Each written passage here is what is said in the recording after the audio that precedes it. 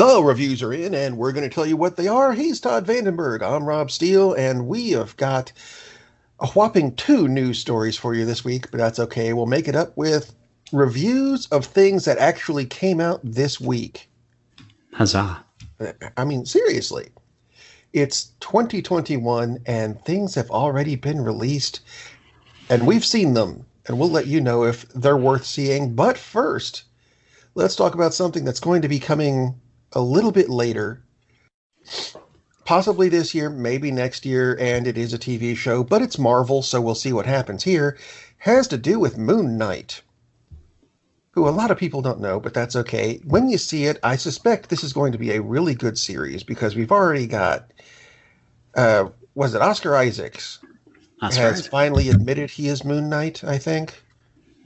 Because they rumored him for a while, and then he went, no, it's not me, it's not me, it's not me, oh, me. Yeah. Apparently that's a contractual obligation to deny that you are in a project until it's wrapped. Apparently, which doesn't make a damn bit of sense to me, but in news that should make Lee very happy, the villain is going to be played by Ethan Hawke. Yeah, isn't that cool? We have no idea who the villain is for the series yet, other than Ethan Hawke, and he doesn't necessarily need to be anybody at this point, I don't think. Yeah, that's pretty spectacular news when they pull in an actor like Ethan Hawke. I'm not saying Oscar Isaac isn't interesting, and Hawke does genre stuff. I mean, he's in Sinister, which is a brilliant horror film, and he did Premonition, a science fiction flick. So, I mean, he does genre films for sure. Yeah. But when he does them, they're good. So if he's interested in doing Moon Knight, that's just one more indication that, yeah, this could be something, even for Marvel, this could be something pretty special. So, huzzah. But that's not the only TV news from comic books this week. No, we've got something from DC, the Green Arrow spinoff, Green Arrow and the Birds of Prey. Have you heard what happened to this? I have not. They killed it. And the world heaved a collective sigh of relief, because they kept Black Canary from the Green Arrow series.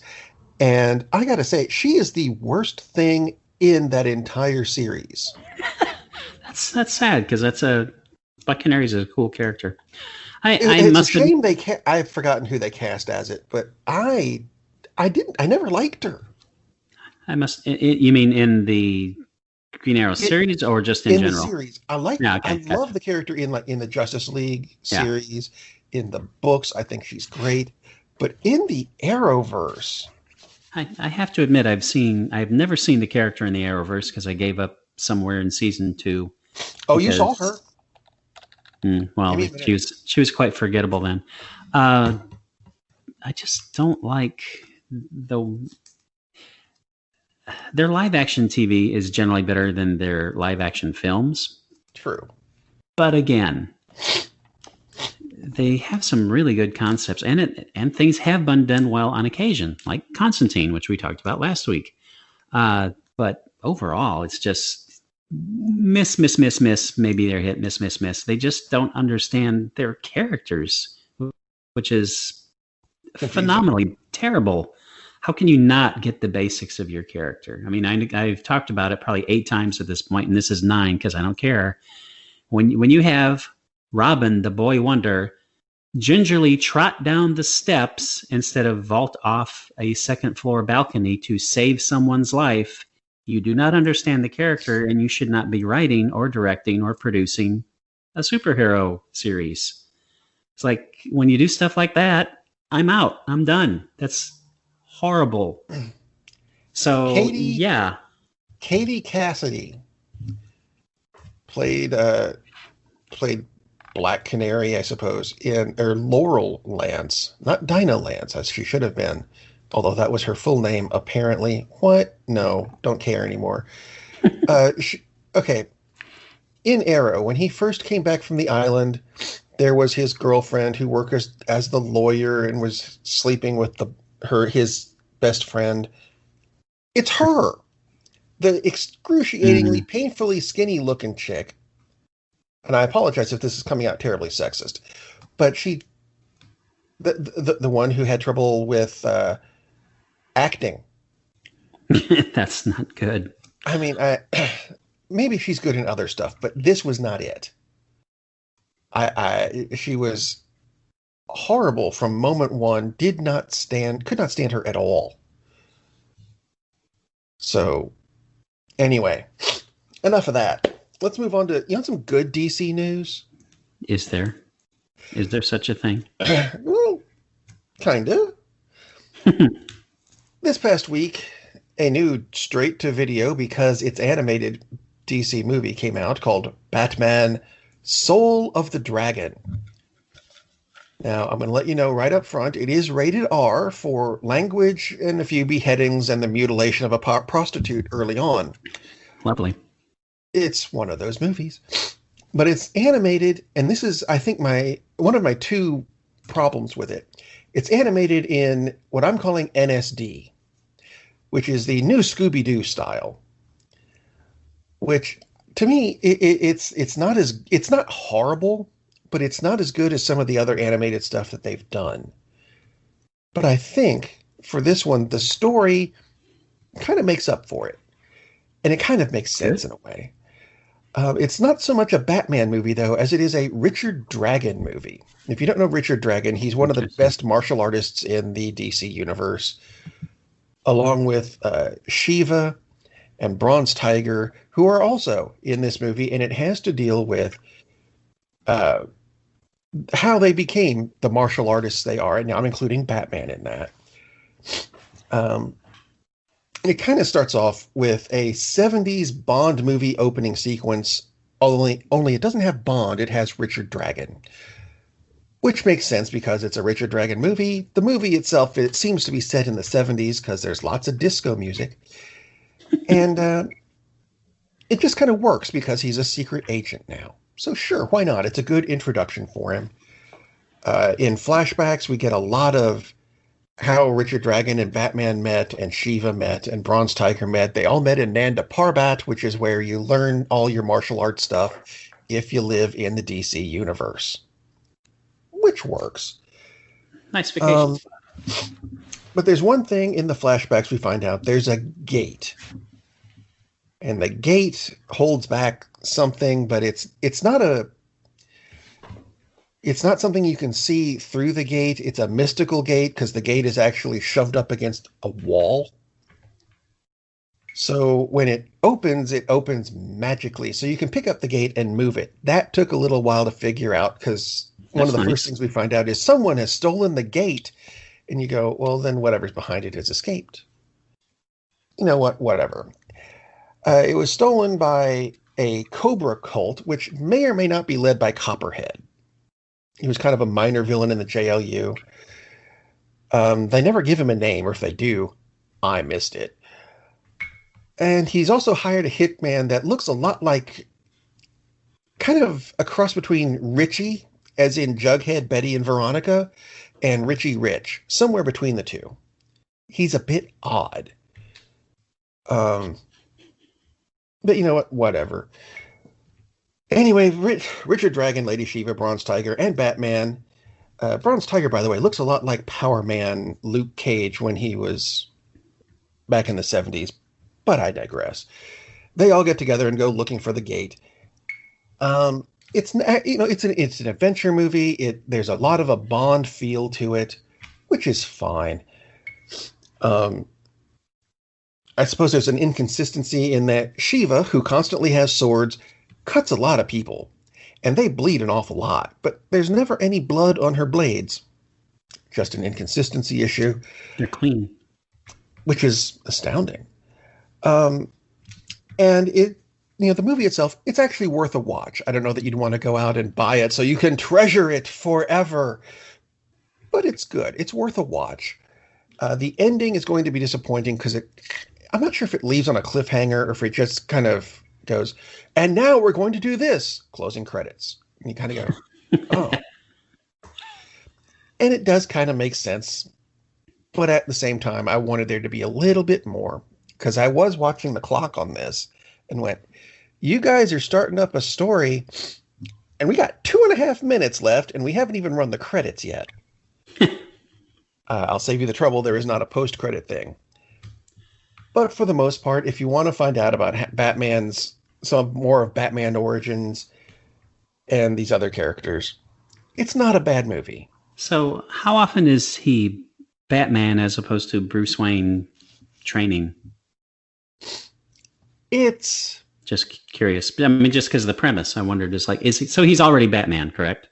at the beginning of the movie, he is Batman, but then we have a flashback, or several flashbacks. About a third of the movie is flashback exposition, origin story stuff, and the rest of it is, I was going to say currently, but it's in the 70s, so the rest of it's in the 70s. Which is current for the movie, yeah. So, right. Cool. Interesting. Is this an official Elseworlds, or is this not? Do you know? They have not said one way or another. I think this actually does kind of, because it could fit in with the rest of the Bat universe. Yeah. But since they, when they did the Justice League Dark Apocalypse movie, they kind of shut off that version of their animated universe and started over with the Superman Man of Tomorrow movie. So I think this might be going toward the origin of Batman in the new reboot. Cool. Which is not bad. Not shabbish at all. Not shabbish at all. So, one new one down. But it's not the only thing that came out, comic booky this week. No, it is not. There was a TV series that had 2 episodes come out. And it's something we've been looking forward to because it's been over a year since we had anything new from Marvel.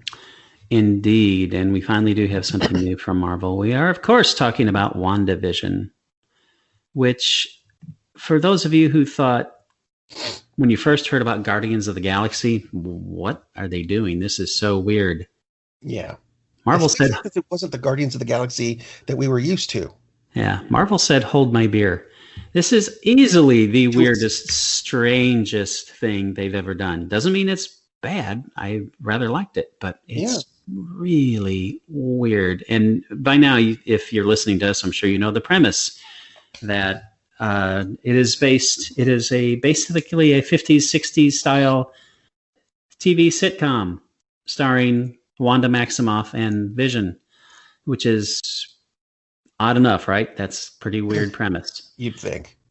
And I was expecting it to be as descripted, that Wanda had created this, because if you know any of the history of the storyline, Wanda, and this is not necessarily what's happening in the series, but in comics, Wanda had a bit of a psychotic break and remade reality to suit herself. So that was the assumption of most people, thinking, well, she couldn't handle losing Vision. So she just said, well, I'm going to put ourselves in this little, I'm just going to make believe that I'm in a 50s, 60s sitcom where everything is rosy and cheery and wonderful.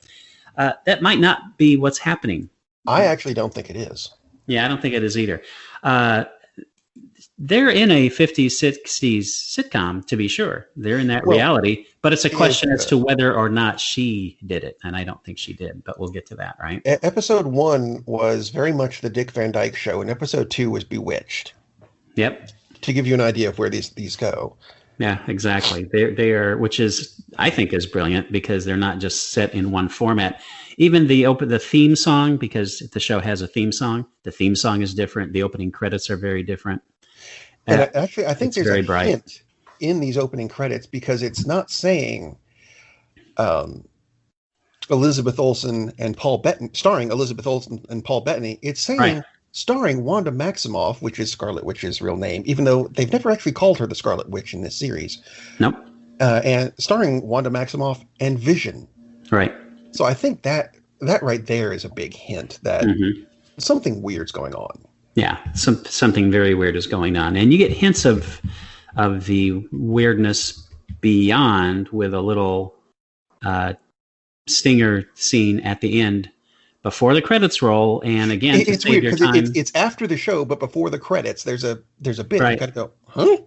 Yeah, exactly. And that happens in both episodes, so we can assume it's probably going to happen in all the episodes. There are no post-credit scenes, oddly enough, for Marvel, but then again, don't think there's ever any post-credit scenes in their TV things. I don't recall ever being any. So, but if you're looking for post-credits, don't bother. Just enjoy the credits. But it's very odd because it's not great 50s 60s sitcom comedy, but it's not bad either. It's very much on point as this is what those were like. Typically, they've got good enough writers; they could have terrific jokes. The jokes work, but they're just kind of obvious because they're miming that type of show. So they're calling back to a lot of those plots. There's a funny little bit in the first episode where Vision is desperately trying to find out what his job is and what his company does. And he cannot find out because that was also typical of those shows. Dad came home from work. Didn't matter what Dad did. We have no idea what the hell Dad did. Well, I mean, you'd even get the office scenes. And what exactly are they doing there? Oh, I don't know. Right. They all know what they're doing, but it's all just so much on the surface because that's all it ever was in those shows. So in a lot of ways, it's just brilliant. The scenes that are funny, they're funny. The scenes, the interaction of far the personal stuff is better because that's what's really going on. Just as far as their interaction, the interaction with the neighbors is great. There's the nosy, pushy next door neighbor who that's in every show. Who apparently will have a little more in-depth meaning. Episode 2, there's the meeting with the neighborhood queen. I don't mean literally queen because it could be in WandaVision, but just, the popular lady who decides whether you are part and whether you fit in. And in both episodes, there are major scenes where there's a break in the reality of their sitcom existence. And they totally believe this is their world, but they have little things like they can't remember when they moved, when they got married. Not that that's a spoiler. But so that's in the trailer. Yeah, we get these little hints of cracks that they know something's not right. They can't put their finger on it. They know they have powers. They use them all the time. They know not to let other people see that. Like Vision changes his face to look like his normal, like the human self when he goes to work. And he looks like Paul Bettany, which should be a dead giveaway. Yeah, you would think they would know. But, I mean, it took me a while after I saw the first episode to decide, not if I liked it because I liked it, but to decide how much I liked it. Because it is so strange. It's strange to watch these broadly obvious jokes play out, but there's a purpose. There's a purpose to the fact that they work the way they do, and they only work to a certain level because that's what those shows were. So, I mean, I think it's brilliant, but man, is it ever weird. Is it going to be everyone's cup of tea? I guarantee you there are going to be people, I mean, Marvel fans who are going to watch this and say, what the hell did I just watch? What are they doing? This is awful. I don't think they're right, but I get it. Right. Because it's very odd and unusual, but so far, totally on board. I think it's very, very cool. What stood out for you, other than in general, how you feel about it? Well, there were several references to sword.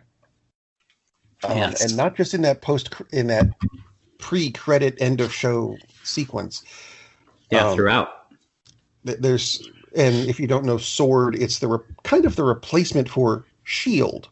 Mm-hmm. And if you don't know S.H.I.E.L.D., you haven't watched any of the Marvel movies, and you should probably check that first. Yeah. You got some watching to do.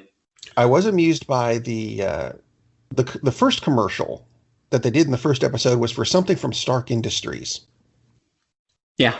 The commercial in the second one was a Strucker watch, mm-hmm. Which still had the Hydra logo. And I went back and looked this up because Baron Strucker was the Hydra bad guy at the beginning of Age of Ultron. Yep. And I'm kind of like, what happened to him? So about 15 minutes into the Ultron movie, we find out that NATO apparently has Strucker somewhere. Okay. I did notice that there's an actress, and I apologize for mispronouncing your name.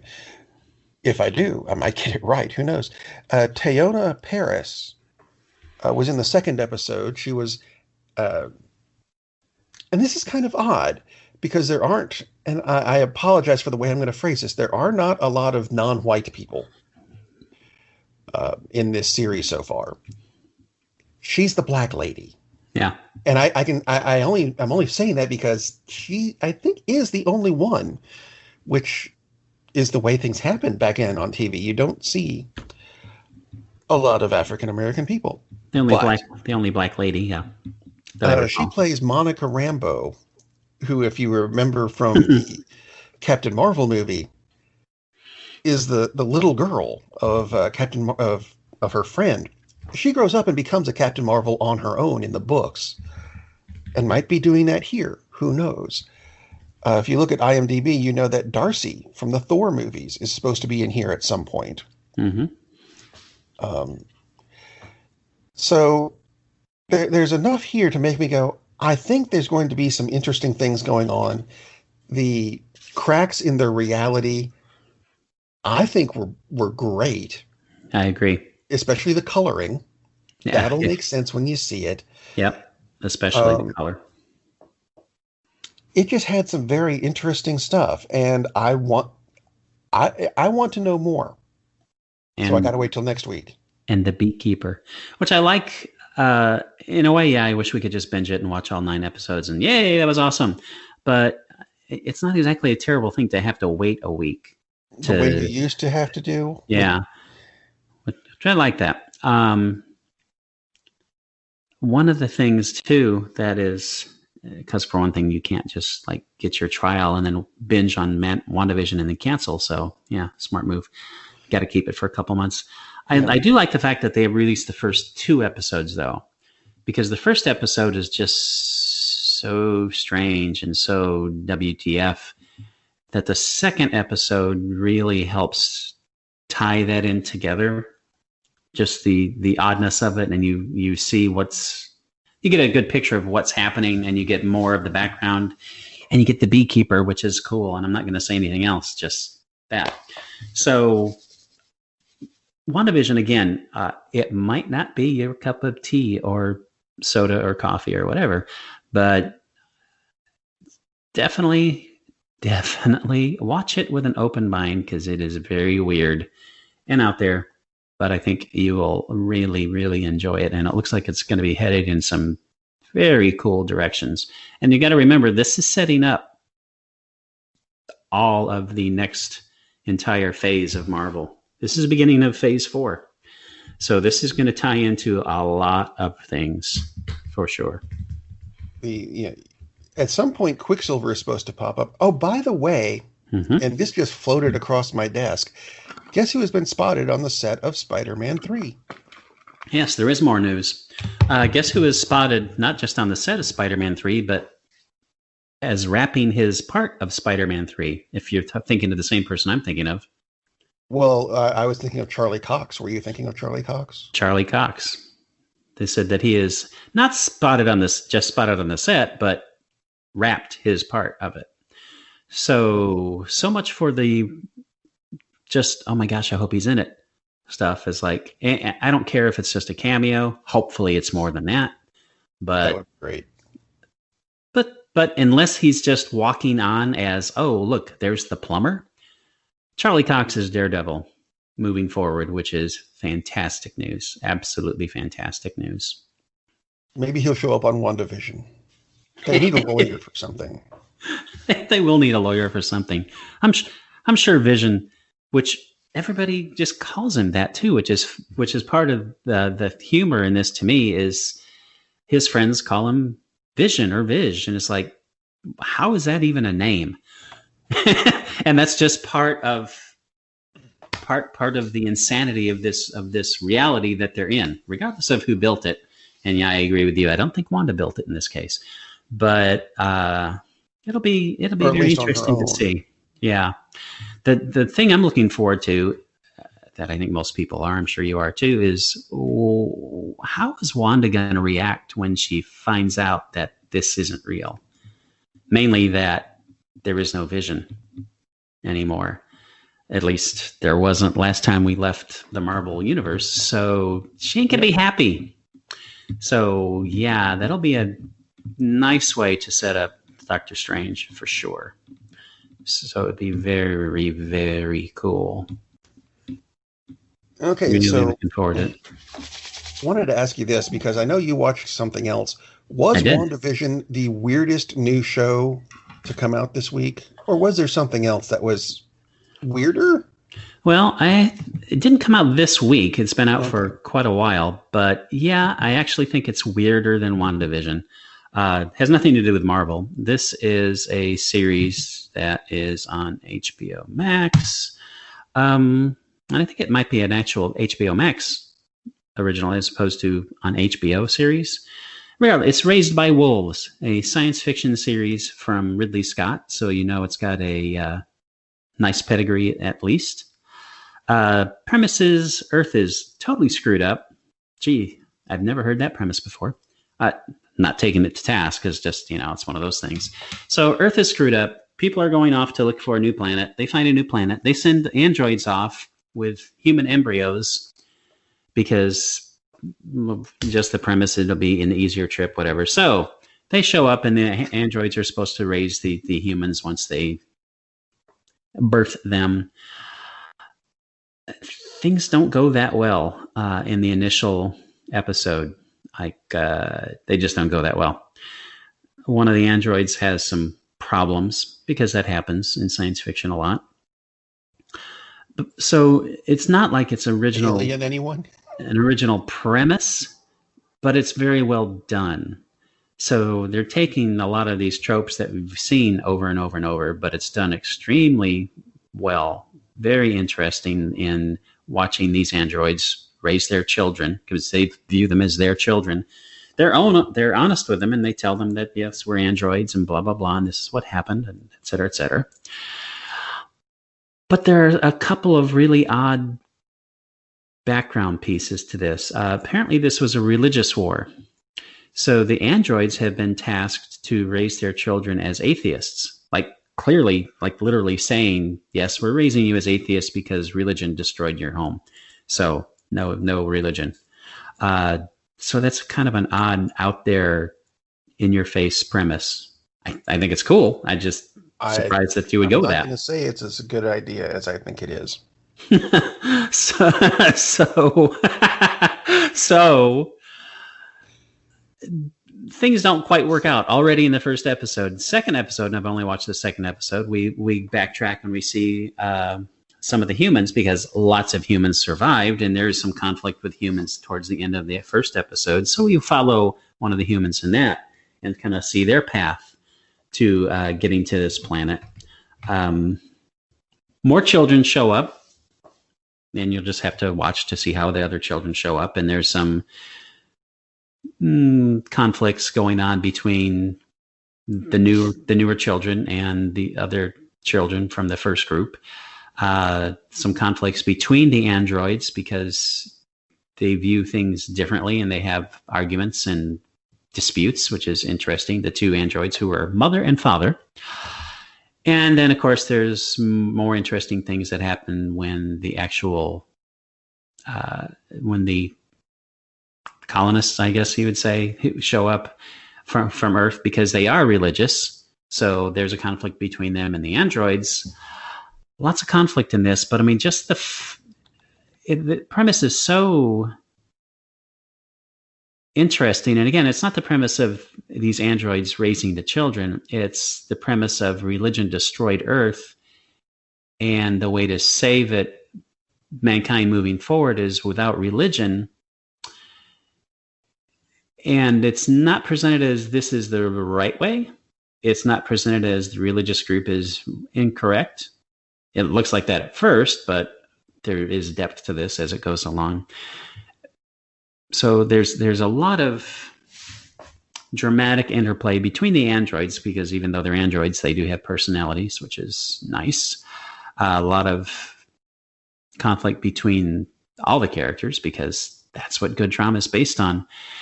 It looks terrific. I mean, they didn't make this like for $1.98. I mean, this is really, really well done. There's some very interesting reveals as you go along. And again, I'm just 2 episodes in. Again, this is on HBO Max. They're in the 2nd season now, so I've just started it. But just the fact that they have the guts to bring up religion as a potential point of conflict, as in religion versus atheism, because we don't see that a lot in fiction, and certainly not in science fiction. And it's presented extremely well. And that's like the basis of it. But that's not what everything... It's basically, it's like a family drama with aliens, because yes, there are aliens, not the xenomorph type that we're thinking of, but there are alien creatures. There are androids which can be maybe good, maybe bad, and there, of course, there are people, and of course, people can always be good or bad. So yeah, I don't just want to give away too much of this, other than to say there's a reason it's called Raised by Wolves. And again, on HBO Max, they're in season 2 of this. So far, it's really, really good. And yeah, you can tell Ridley Scott had a hand on this. So good stuff for sure. I've seen the ads, but I had not seen it yet. So now I'm more curious. And apparently season 2 has not even begun yet. So I lied. I was just looking at the IMDb listing. So no season 2 yet. So there you are. But pretty sure there will be a season 2, because it's not on Netflix, so they won't just chop it just because, oh, look, 5 people stopped watching it, because that's what Netflix seems to do.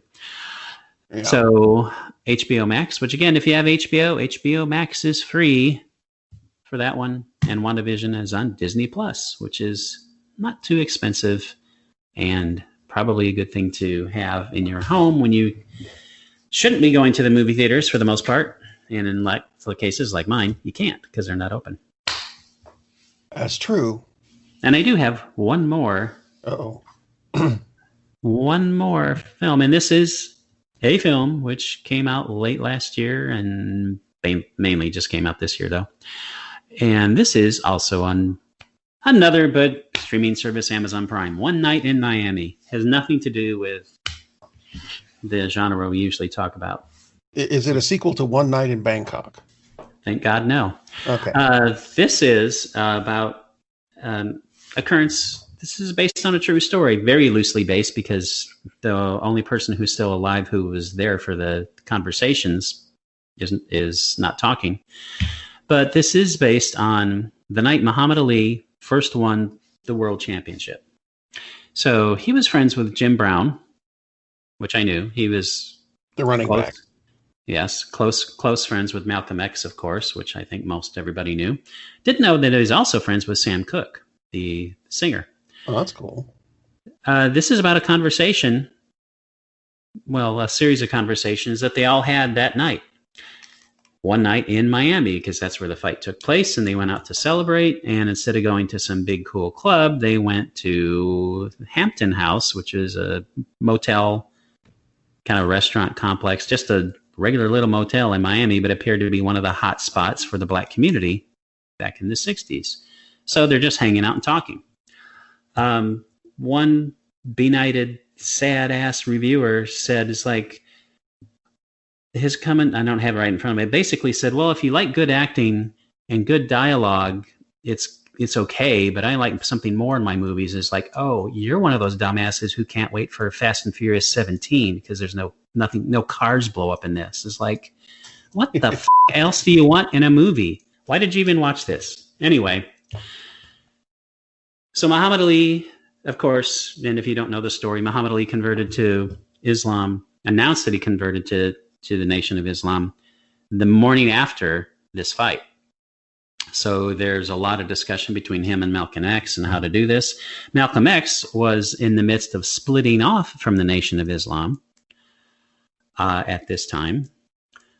Jim Brown was giving serious consideration to leaving pro football because he was moving into acting, because you can act for a lot longer than you can play pro football, and he had other aspirations.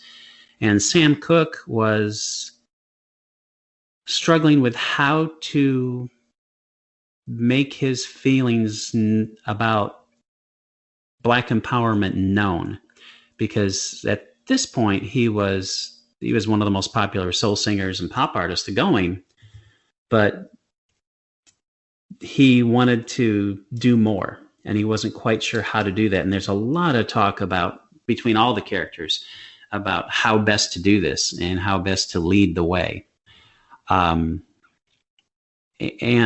all of them had iconic moments, a couple of them the very next day, some of them a few months later.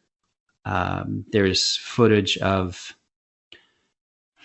Sam Cooke singing "Change Is Gonna Come," which he was actually working on. According to the story, he was working on that. And from what I've read, he was already working on the story, just hadn't released it. The song hadn't released it at that point. Released it later that year. So, I mean, these are 4 pretty important icons of the movement, and just their conversations. And the conversations are based on things that they had said publicly. So it's not like, oh, they never said any of this crap. They said a lot of this. It's just not particularly known if they'd actually said it, that evening. But I just thought it was absolutely fascinating. The actors, and I haven't watched a lot of Sam Cooke. I mean, there's footage of him available, obviously, lots of stuff, to know how well the actor nailed him. But I can tell you the actor playing Muhammad Ali, the actor playing Jim Brown, and the actor playing Malcolm X all do an amazingly good job of inhabiting those characters, of the speech patterns and the voice. I mean, it's just really, and not that that's that critical, because they're portraying the emotions, and that's what matters, and they're terrific. This is just an absolutely great movie, One Night in Miami. I don't know if any of them will get support for Best Actor, because it's one hell of a strong ensemble piece, and how would you pick one over the other 3? So, but one of the coolest things about this is from first-time director Regina King, who's been acting for a long, long time. But this is the first movie she's directed, and wow, what a freaking job. So if you are interested in any of those 4 figures, just as a fan of Muhammad Ali, the boxer, or Jim Brown, the football player, is like, you should watch this. Sounds cool. Fascinating. And I love movies when there's a lot of interplay, when there's just people talking, saying interesting things. And man, this movie is absolutely full of it. And has some recreations of iconic moments, like when Ali beat Liston. And wisely, he did not attempt the Ali shuffle, because there's not many people whose feet are fast enough to do that. So the boxing looks really good, though. I mean, so yeah, everything is just really, really well done. Very good stuff. And bonus for genre fans, the gentleman who plays Jim Brown, Aldous Hodge, he will be Hawkman in Black Adam. Ooh. So there you go. See, tied it all back to the... Damn it, we've come full circle again. We have indeed. So... Funny how we do that. We're clever that way. We are. We am. So something like what that. What we have done yet again is given you 4 really good things to watch. Actually, that's kind of rare for us. Usually we come up with 1 or 2 good things to watch, and some yeah, really. This was a rarity. Like the plague. But speaking of the plague, it's still outside. And we've given you 4 things to watch at home. So you know what? Stay home and watch a movie or WandaVision. Captain, we're losing power in the warp engines. I think we should be leaving now. I'm going to go home and sleep with my wife. And on that unusually harmonious bombshell, it is time to end. I am very disappointed! Man, we have a weird job. It's shameful, but it's a living. And like that,